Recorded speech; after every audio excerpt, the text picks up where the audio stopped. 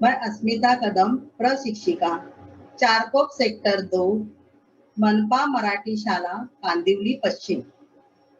पाठशाला बंद पर शिक्षा चालू, इस उपक्रम अंतर्गत बृहन्मुंबई महानगरपालिका शिक्षा विभाग द्वारा ऑनलाइन एजुकेशन शुरू किया है। इस ऑनलाइन क्लास में आपका स्वागत है।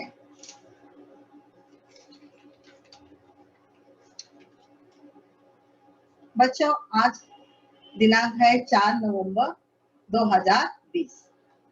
आज का सुवचन है समय ही धन है।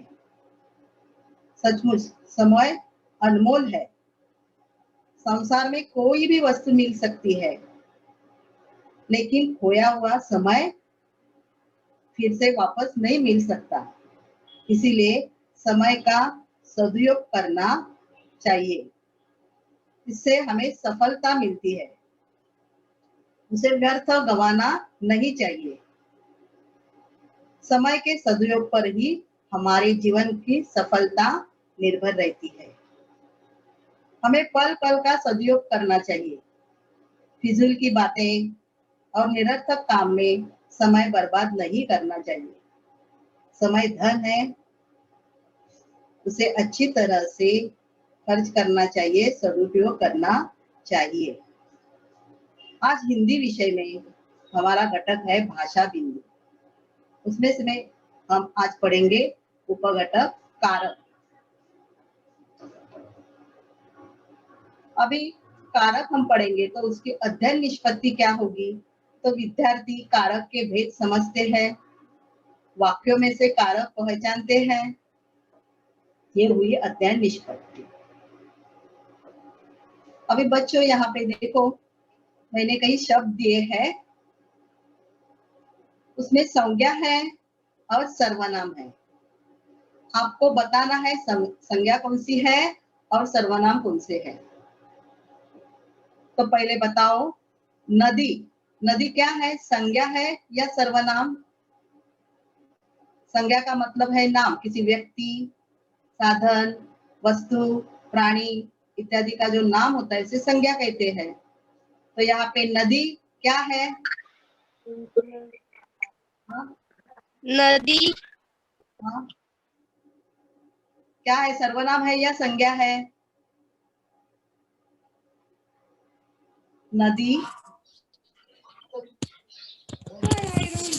क्या है? संज्ञा है। संज्ञा है। सीता, सीता, सीता भी क्या है? सीता क्या है?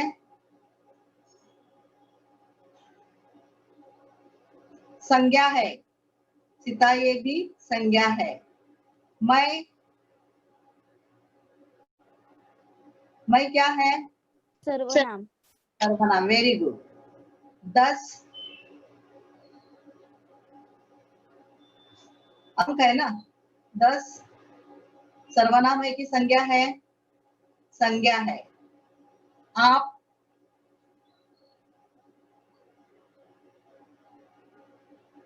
आप क्या है?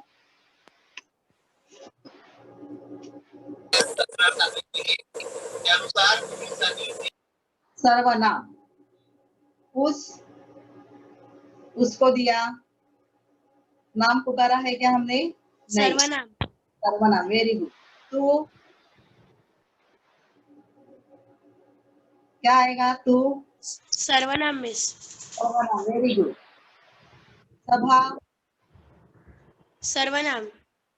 सभा ये नाम है। संज्ञा।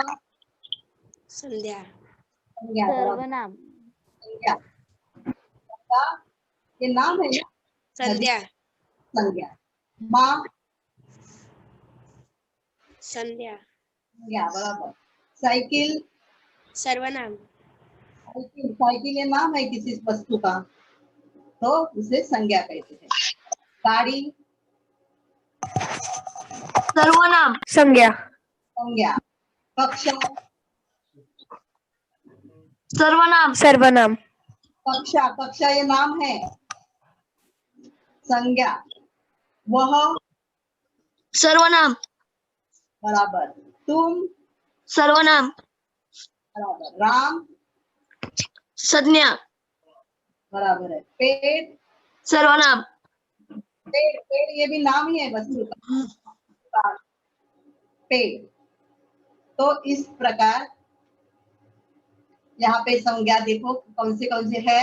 नदी, सीता, 10, सभा, गंगा, माँ, साइकिल, गाड़ी, कक्षा, राम, पेड़। और सर्वनाम कौन से है। मैं, आप, उस, तू, वह, तुम, ये नाम के बदले आते हैं। यहाँ पे संज्ञा और सर्वनाम आपको ज्ञात है, 5वीं कक्षा से आप पढ़ रहे हैं। तो हम जब कारक जो पढ़ेंगे उसमें संज्ञा और सर्वनाम महत्वपूर्ण है। अभी हम कारक की ओर चलते हैं। यहाँ पे मैंने कुछ वाक्य दिए हैं। पहला वाक्य है, सुनील ने पत्र लिखा।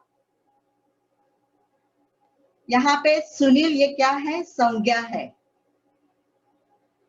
उसे प्रत्यय लगाया ने, तो संज्ञा का रूप बन गया सुनील ने। यह संज्ञा का क्या हो गया, रूप।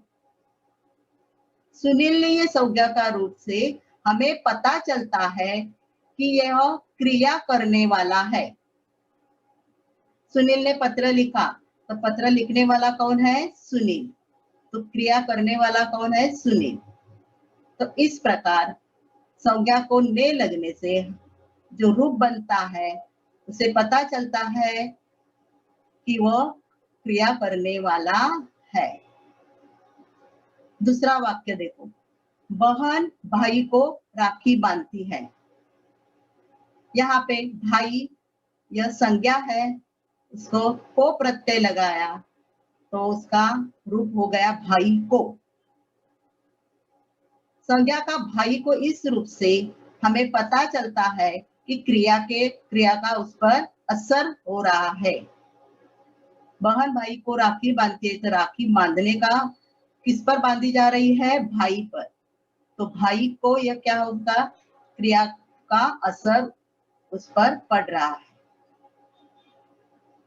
अभी तीसरा देखो, वह साइकिल से आया। क्या साइकिल क्या है, संज्ञा है, उसे से लगाया तो साइकिल से यह संज्ञा का रूप बन गया। उसका क्रिया से संबंध देखो क्या है, तो उससे पता चलता है कि क्रिया का यह साधन है। क्रिया का यह साधन हो गया है साइकिल। किससे आया वो, साइकिल से, साइकिल द्वारा आ गया। अभी चौथा देखो वाक्य, यह सुरेश की चाची है। सुरेश संज्ञा है, उसे की प्रत्यय लगाया तो सुरेश की ये संज्ञा का रूप बना। तो उससे पता चलता है कि सुरेश की चाची है, या सुरेश और चाची में संबंध दिखाता है, सुरेश की। तो इसी प्रकार संज्ञा के जो रूप होते हैं प्रत्यय लगने से, उनका और क्रिया जो होती है, लिखने की यहाँ पे है, बांधने की है, आने की है, तो ये जो क्रिया है उनका संबंध होता है, उसे ही कारक कहते हैं। समझ में आया। संज्ञा को हम प्रत्यय लगाते हैं तो उसका जो रूप होता है उसका और क्रिया का जो संबंध है उसे कारक कहते हैं। तो कारक की परिभाषा क्या होगी, वाक्य में संज्ञा और सर्वनाम पदों का यानी रूपों का क्रिया के साथ जो संबंध होता है उसे कारक कहते हैं। संज्ञा सर्वनाम के आगे लगा हुआ प्रत्यय या चिन्ह जो होता है उसे विभक्ति प्रत्यय या परसर्ग कहलाते हैं। तो कारक आपको समझ में आया कि संज्ञा और सर्वनाम के प्रत्यय लगने से जो रूप बनता है, जो पद बनता है, उसका क्रिया के साथ जो संबंध होता है उसे कारक कहते हैं। इसी प्रकार कारक के 8 भेद है, 8 प्रकार है। संज्ञा और सर्वनाम के रूपों का 8 प्रकार है। 8 रूपों में वह वाक्य में आते हैं। तो 8 प्रकार हम देखेंगे कारक के भेद। पहला है कर्ता कारक, दूसरा है कर्म कारक, तीसरा करण कारक, चौथा संप्रदान कारक, पांचवा अपादान कारक, छठा संबंध कारक, सातवां अधिकरण कारक, आठवां संबोधन कारक। तो इस प्रकार कारक के कितने भेद है? 8 भेद है। अभी हम देखेंगे पहला भेद जो है प्रकार कर्ता कारक। यहाँ पे मैंने कुछ उदाहरण दिए हैं, वाक्य दिए हैं। राहुल ने पुस्तक पढ़ी। यहाँ पे राहुल संज्ञा है, उसे ने प्रत्यय लगाया तो संज्ञा का रूप हो गया राहुल ने। तो उसे क्रिया का संबंध देखो कि क्रिया करने वाला है। राहुल पुस्तक किसने पढ़ी? राहुल ने। तो राहुल ने से हमें पता चलता है कि वह क्रिया करने वाला है। क्रिया करने वाला को क्या कहते हैं? कर्ता। तो यहाँ पे कर्ता कारक है। माँ ने खाना पकाया। माँ संज्ञा है, उसे ने प्रत्यय लगाया, माँ ने, ये संज्ञा का रूप हो गया। इससे पता चलता है कि खाना पकाने वाली माँ है। किसने खाना पकाया? माँ ने। तो इसी प्रकार यहाँ पे कर्ता कारक का बोध होता है। रमेश ने आम खाया। रमेश संज्ञा है, ने प्रत्यय लगाया तो रमेश ने, यह संज्ञा का रूप हो गया। उसे पता चलता है कि उसने क्रिया की है। रमेश ने आम खाया है। तो क्रिया करने वाले का पता यहाँ हमें चलता है। सीता ने दिया जलाया। सीता ने, सीता संज्ञा है, उसे ने प्रत्यय लगाया तो हमें पता चलता है कि दिया जलाया किसने? सीता ने। तो इस प्रकार इस रूप से हमें पता चलता है कि क्रिया वह करने वाला है। तो कर्ता कारक, उसे क्या कहते हैं? कर्ता कारक, क्रिया करने वाला। तो उसकी परिभाषा देखो। संज्ञा और सर्वनाम के जिस रूप से क्रिया या कार्य करने वाले का बोध होता है वह कर्ता कारक कहलाता है। यहाँ पे राहुल ने, माँ ने, रमेश ने, सीता ने, यह संज्ञा के रूप है। उसमें पता चलता है कि वह करने वाले हैं, क्रिया करने वाले हैं। तो उसे कर्ता कारक कहते हैं। कर्ता कारक का विभक्ति चिन्ह ने होता है। विभक्ति चिन्ह कौन सा लगता है? ने। और यह ने विभक्ति चिन्ह है वह सकर्मक क्रियाओं के साथ ही आता है भूतकाल में। यहाँ देखो, ये जो वाक्य मैंने दिए हैं उसमें सभी वाक्य है भूतकाल के। पुस्तक पढ़ा, पढ़ी, खाया, पकाया, जलाया, ये सब भूतकाल के वाक्य है और सकर्मक है। यहाँ पे कर्म है। पुस्तक, खाना, आम, दिया, ये कर्म है। तो सकर्मक क्रियाओं के साथ भूतकाल में ही यह चिन्ह आता है। भूतकाल के अकर्मक क्रिया में विभक्ति चिन्ह ने का प्रयोग नहीं किया जाता। जैसे सीता गई, यहाँ पे ने प्रत्यय नहीं है, लेकिन यहाँ पे कर्ता कारक है क्योंकि जाने की क्रिया सीता ने की है। शाम गया, यहाँ पे भी देखो ने नहीं लगा है क्योंकि ये अकर्मक क्रिया है। तो यहाँ पे कर्ता कारक है। हम क्या करते हैं? चिन्ह देखते हैं, ने नहीं है तो कर्ता कारक नहीं है। इस तरह वाक्य पहले हम पढ़ेंगे, बाद में हमें बोध होता है कि यह करने वाला है या नहीं। सीता क्रिया करती है, श्याम क्रिया करता है, तो यहाँ पे कर्ता कारक होगा। वर्तमान और भविष्य काल में भी विभक्ति चिन्ह ने नहीं लगता। यहाँ पे देखो पहला वाक्य जो है बालक लिखता है, वर्तमान काल का है, वहां पे विभक्ति चिन्ह ने नहीं लगाया है। बालक लिखता है, इसमें यहाँ पे कर्ता कारक है, लेकिन ने ये चिन्ह नहीं है, क्योंकि लिखने की क्रिया कौन कर रहा है? बालक। तो बालक कर्ता कारक है। वह खाना खाएगा, ये भविष्य काल का वाक्य है, उसमें भी ने प्रत्यय नहीं लगता, लेकिन वहां कर्ता कारक होता है। खाना किसने कहा? उसने, वह ये सर्वनाम है। तो इस प्रकार भूतकाल अकर्मक में और वर्तमान काल में और भविष्य काल में विभक्ति चिन्ह का प्रयोग नहीं होता है। अब हम दूसरा देखेंगे, कर्म कारक। कर्म कारक में यहाँ पे उदाहरण मैंने दिए हैं। लकड़हरा लकड़ी को काटता है, लकड़हरा लकड़ी को काटता है, इसमें लकड़ी संज्ञा है, उसे को प्रत्यय लगाया, विभक्ति चिन्ह को लगाया है, विभक्ति प्रत्यय को लगाया, तो संज्ञा का रूप हो गया लकड़ी को। अभी क्रिया का उस पर क्या होता है? असर पड़ता है। कौन काटती है? लकड़ी। तो काटने का असर लकड़ी पर होता है, तो लकड़ी को काटना। तो जिस पर क्रिया का असर होता है उसे क्या कहते हैं? कर्म। तो यहाँ पे कर्म कारक आ गया है, लकड़ी को। इस पद से हमें पता चलता है कि यहाँ पे कर्म कारक है। अध्यापक छात्रों को पढ़ाएंगे, छात्रों संज्ञा है, को प्रत्यय विभक्ति प्रत्यय।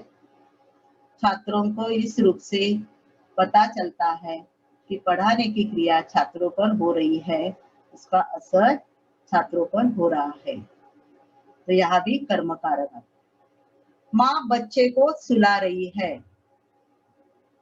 बच्चे को, बच्चे सर्वनाम सॉरी संज्ञा है, को उसे प्रत्यय लगाया, तो बच्चे को ये जो रूप हो गया, उससे पता चलता है कि सुलाने की क्रिया बच्चे पर हो रही है, तो यहाँ पे क्या होगा? कर्म कारक।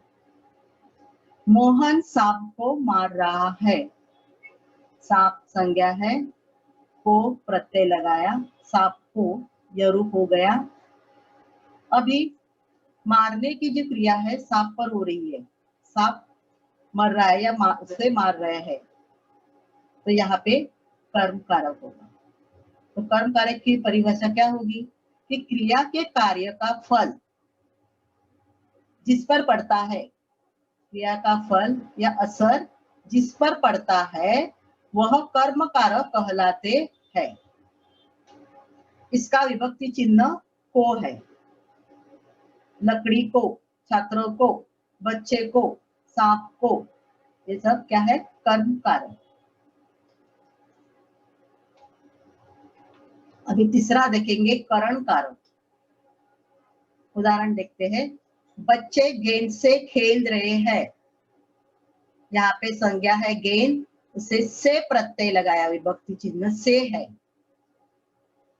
तो उस रूप से हमें पता चलता है कि क्रिया का ये क्या है? साधन है, क्रिया इसके द्वारा हो रही है।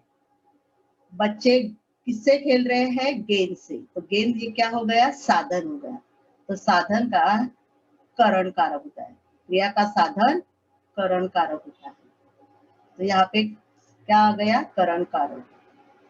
मैं कलम से लिखती हूँ, इस वाक्य में कलम संज्ञा से विभक्त चिन्ह या विभक्त प्रत्यय है, उससे रूप बना कलम से, तो यह भी लिखने का साधन है, कलम से लिखती है, तो यहाँ पे भी करण कारक है। सुरेश कान से बहरा है। अभी कान से बहरा है, कान संज्ञा है, से प्रत्यय है, कान से यह रूप हो गया। बहरा, सुनने की जो शक्ति है वो कान से होती है, तो कान से वो बहरा है, उसे सुनाई नहीं देता है कान से, तो कान से यहाँ पे कान क्या हो गया, साधन हो गया। गीता चाकू से सेब काटती है।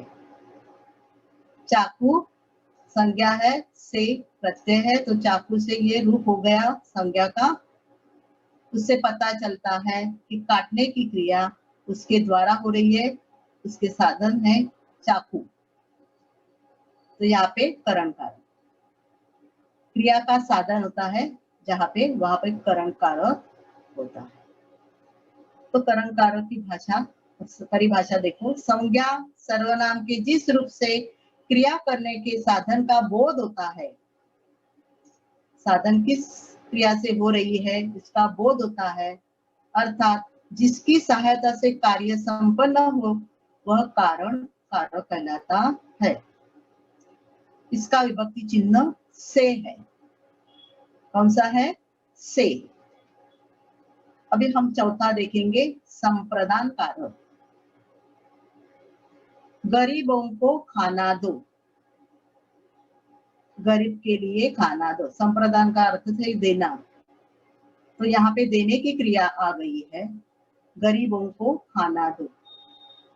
माता बालक को लड्डू देती है, बालक संज्ञा है, को लगाया, तो बालक को इस रूप से हमें पता चलता है कि कोई किसी को दे रहा है, कर्ता किसी को दे रहा है, किसी के लिए लड्डू दे रहा है, बालक को लड्डू देता है। वह मेरे लिए उपहार लाए हैं, वह मेरे लिए उपहार लाए हैं, मेरे क्या है, सर्वनाम, उसे लिए ये प्रत्यय लगाया, तो सर्वनाम का ये रूप हो गया मेरे लिए। उससे पता चलता है कि किसी के लिए वह उपहार लाए, किसी के लिए वो कार्य करता है, किसी के लिए देता है, देना संप्रदान कारक, ये ध्यान में रखो। सोहन रमेश को पुस्तक देता है, रमेश संज्ञा है को, इसे को लगाया, रमेश को पुस्तक देता है, यहाँ भी देने की बात होती है, तो संप्रदान कारक होता है।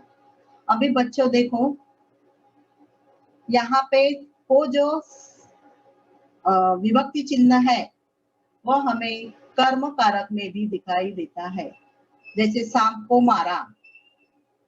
अभी यहाँ वहां पे क्या होता है, क्रिया का असर सांप पर पड़ा है, सांप को मारा, मारने की क्रिया सांप पर हो रही है, लेकिन यहाँ पे जो को लगा है संप्रदान में, तो उसका अर्थ है गरीबों के लिए खाना दो, के लिए, ये ध्यान में रखो, देना है, किसी को कुछ देना है। समझ में बात आई? तो परिभाषा देखते हैं संप्रदान कारक की। संप्रदान का अर्थ है देना। कर्ता जिसके लिए कुछ कार्य करता है अथवा जिसे कुछ देता हो, उसे व्यक्त करने वाले रूप को संप्रदान कारक कहते हैं।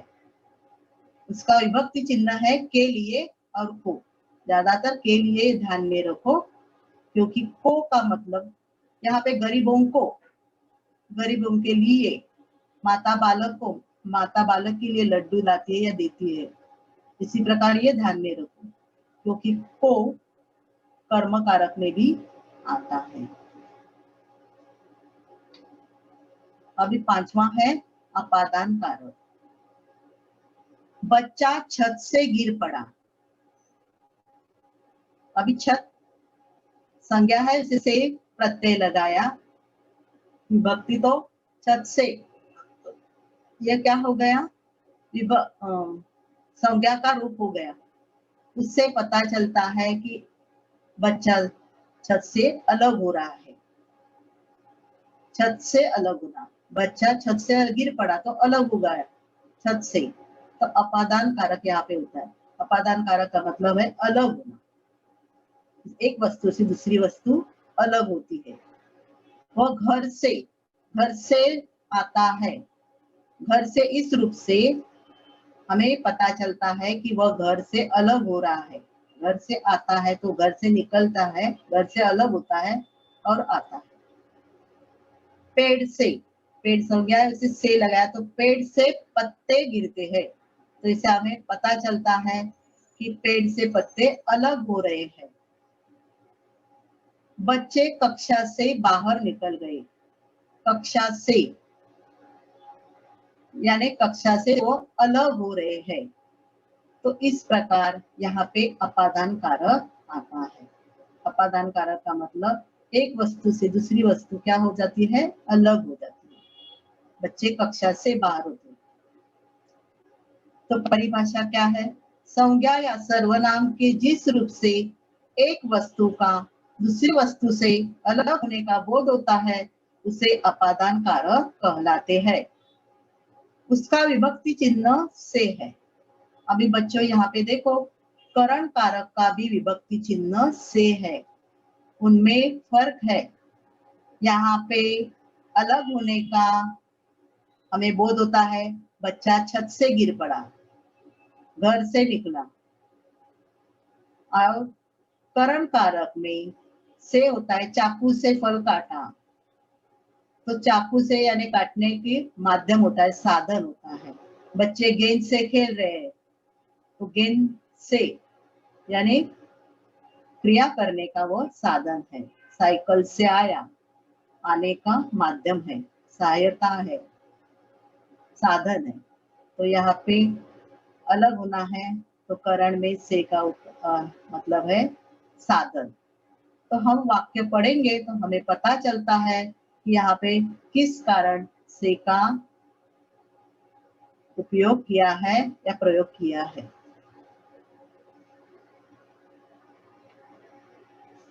अभी छठा देखो, संबंध कारक। ये समझने में बहुत आसान होता है क्योंकि संबंध एक दूसरे का संबंध ये बताता है। राधे श्याम का यह प्रत्यय जो हमें लगा है संज्ञा को, तो उसे पता चलता है कि कोई संबंध है, एक वस्तु का दूसरे वस्तु से कोई संबंध है। राधे श्याम का बेटा यानी उसका बेटा है, ये पिता और बेटा ये संबंध होता है। यह सुनील की किताब है, यहाँ पे सुनील की लगने से संज्ञा का जो रूप है सुनील की, तो हमें पता चलता है कि उसकी है किताब है। सुनील क्या है, मालिक है, सुनील की किताब।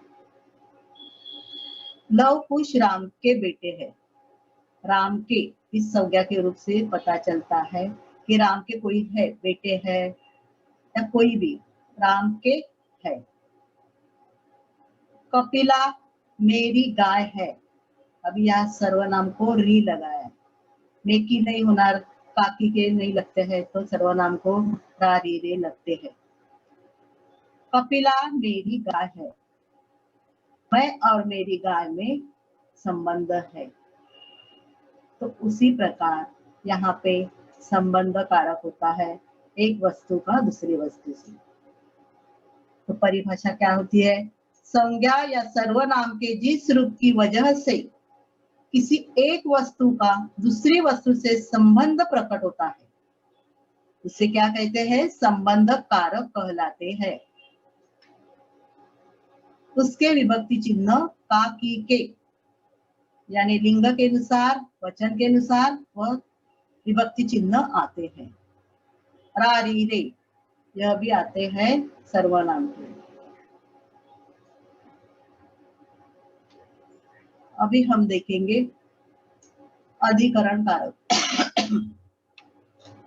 सातवां अधिकरण कारक, उदाहरण है पुस्तक मेज पर है। यहाँ पे पुस्तक होने का आधार है मेज, तो आधार जिस पर होता है उसे क्या कहते हैं, अधिकरण। पुस्तक का होना किस आधार पर है, मेज, मेज पर।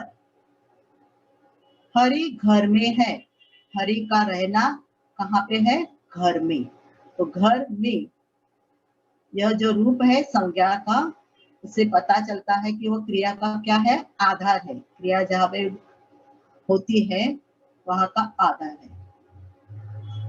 क्रिया किस पर होती है, इसे आधार पर।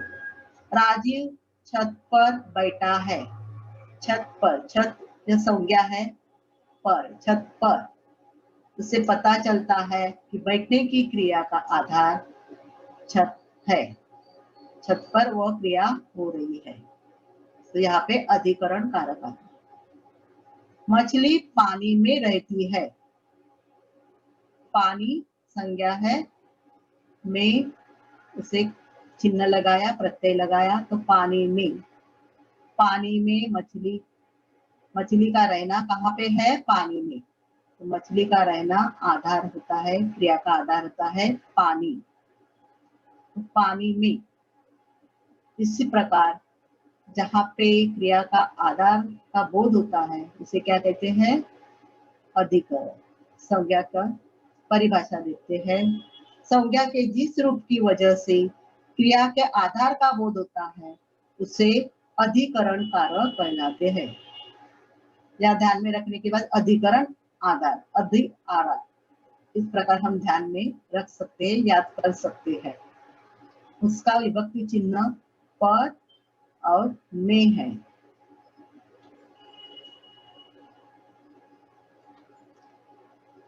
अभी 8वां देखो, संबोधन कारक। ये समझने में आसान है। हम किसी को संबोधित करते हैं, किसी को बुलाते हैं। देखो यहाँ पे, अरे भैया क्यों रो रहे हो, इसमें अरे भैया ये हमें संबोधित किया है, भैया को। अजी सुनते हो, यहाँ पे हमने बुलाया का बोध होता है, किसी को बुलाया है, किसी को पुकारा है।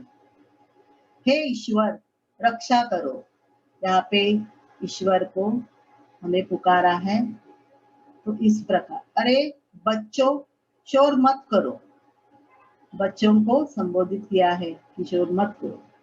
तो अरे, अजी, हे, ये क्या है, विभक्ति चिन्ह, हमें संबोधन कारक या किसी को बुलाने का, तो हम यह चिन्ह का उपयोग करते हैं।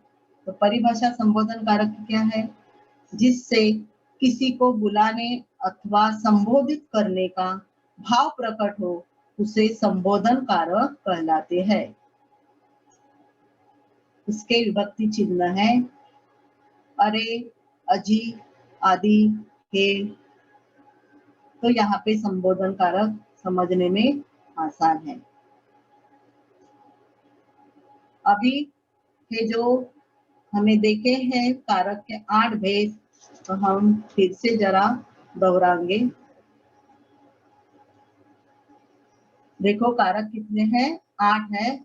कर्ता कारक, कर्म कारक, करण कारक, संप्रदान कारक, अपादान कारक, संबंध कारक, अधिकरण कारक आणि संबोधन कारक।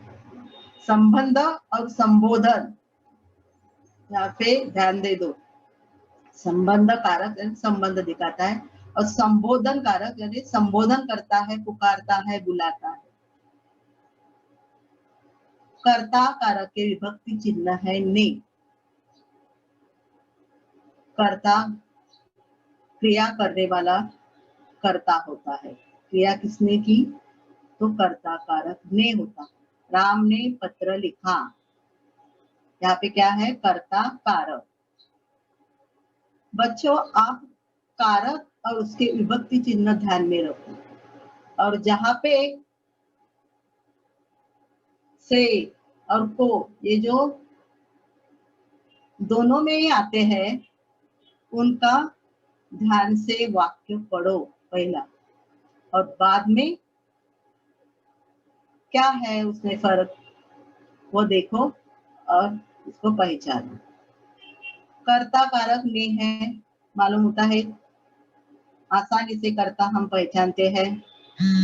कर्म कारक को, गोपाल ने राधा को बुलाया, राधा को बुलाया का मतलब है बुलाने की क्रिया राधा पर हो रही है। तो को ये विभक्ति चिन्ह किसके है, कर्म कारक।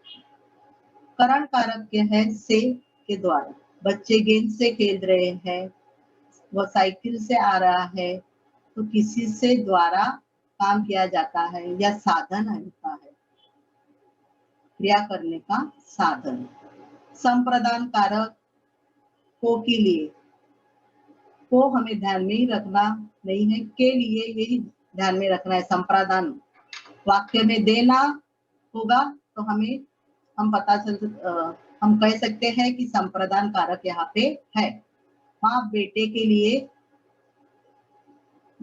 के लिए सेब लाई, तो यहाँ इस प्रकार कि वहाँ गरीबों को खाना दो, इसमें क्या है, गरीबों के लिए खाना दो, खाना देना। ध्यान में आया? ये को और इसमें को से फर्क है। यहाँ पे क्रिया का असर होता है। सांप को मारा, लकड़ी को काटा, राधा को बुलाया, बच्चे को सुलाया। यहाँ पे जो को होता है उस पर क्रिया का असर होता है। और संप्रदान में जो को होता है वो देने का है। गरीबों को दिया, उसको पुस्तक दी, किताब दी, तो यहाँ पे देने का बोध होता है, उसके लिए कुछ करने का। अपादान कारक का से है, अपादान कारक का से है और करण कारण का भी से है। तो यहाँ पे सिर्फ हम अर्थभेद जानेंगे कि करण कारक का से जो है वो साधन से है।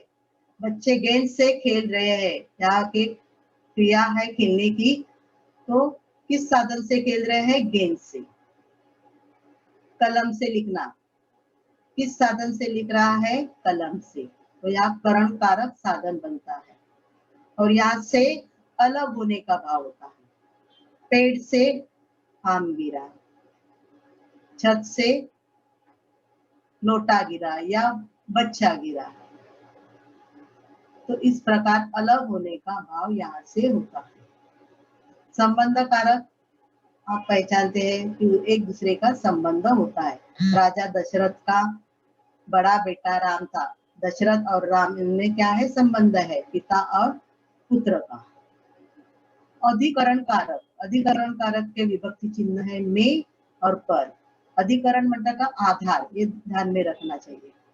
जिस आधार पर क्रिया होती है, हरी घर में है, मछली पानी में है, आकाश में पंछी है, तो जो होने की क्रिया है, क्रिया का जो आधार है जहाँ पे होती है, उसको अधिकरण कारक कहते हैं।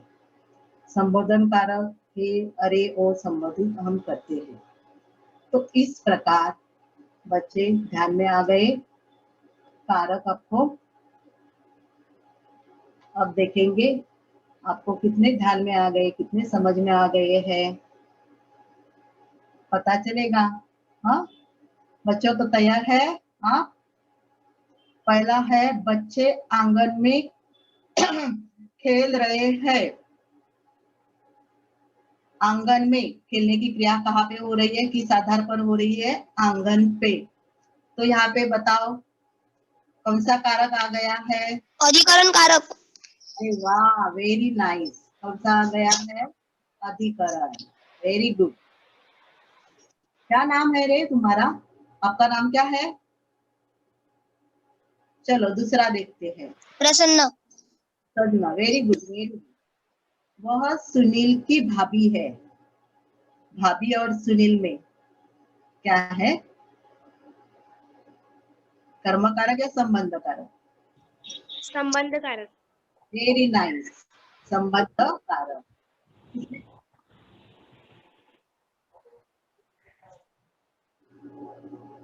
तीसरा है रवि ने गाना गाया। गाने की क्रिया करने वाला रवि है, तो यहाँ पे कौन सा आएगा? करण कारक आएगा या कर्ता कारक? कर्ता कारक। Very good, very good. नाम बताओ अपना। वेरी नाइस,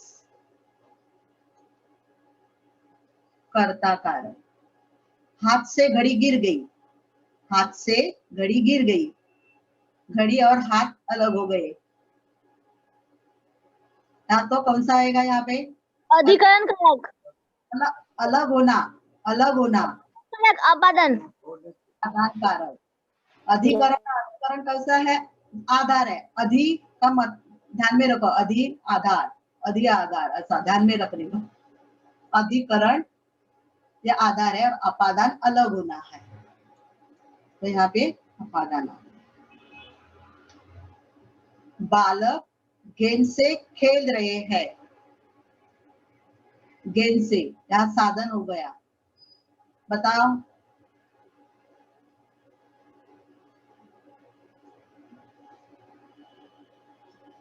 कौन बताएगा? गेंद से खेल का है, साधन है। हाँ, अधिकरण कारक। करण कारक बराबर है। अभी मैंने भैया के लिए राखी लाई। किसी के लिए देना है, दान करना है, किसी के लिए कुछ देना है। मैंने भैया के लिए राखी लाई है, भैया को देने के लिए। तो यहाँ पे कौन सा है? संप्रदान कारक या संबंध कारक? संप्रदान कारक। संप्रदान कारक। संप्रदान कारक। यहाँ पे संबंध तो नहीं होता है ना, संप्रदान किसी के लिए हम देते हैं। माँ बच्चों को सुला रही है। बच्चों को सुला रही है। सुलाने का असर किस पर पड़ रहा है? बच्चों पर। तो यहाँ पे कौन सा आएगा? कर्म कारक या कर्ता कारक? देखो बच्चों,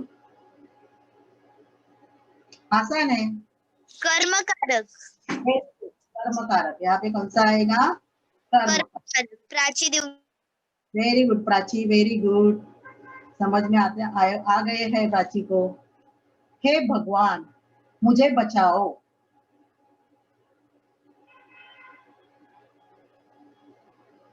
किसी को पुकारना है, किसी को बुलाना है, संबोधित करना है। बताओ। संबोधन कारक कुलश्री। वेरी गुड, संबोधन। हे भगवान, ये संबोधन कारक है।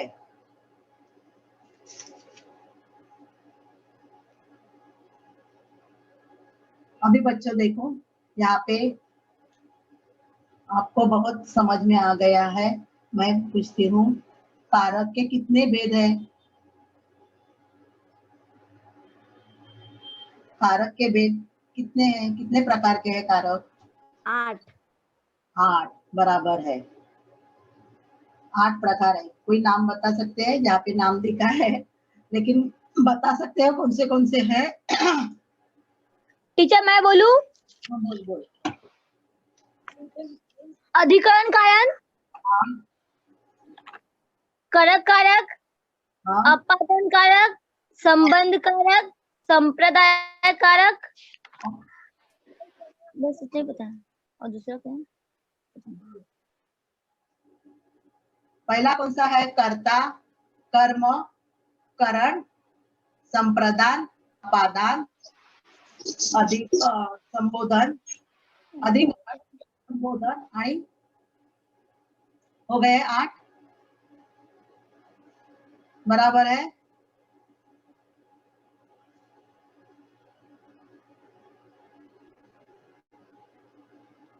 हाँ बच्चों,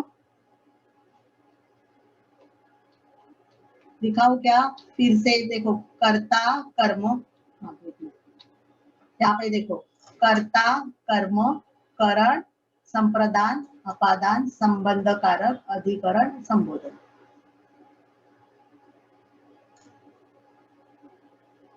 बता सकते? याद हो गया? याद हो गया क्या? बता सकते हैं?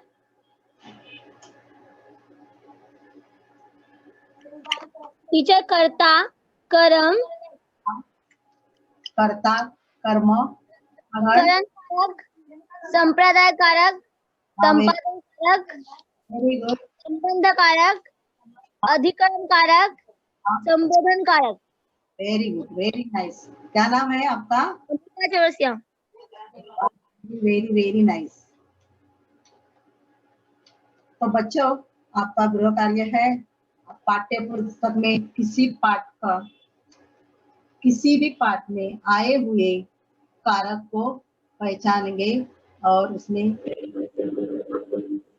लिखेंगे और वर्गाध्यापिका को दिखाएंगे। धन्यवाद।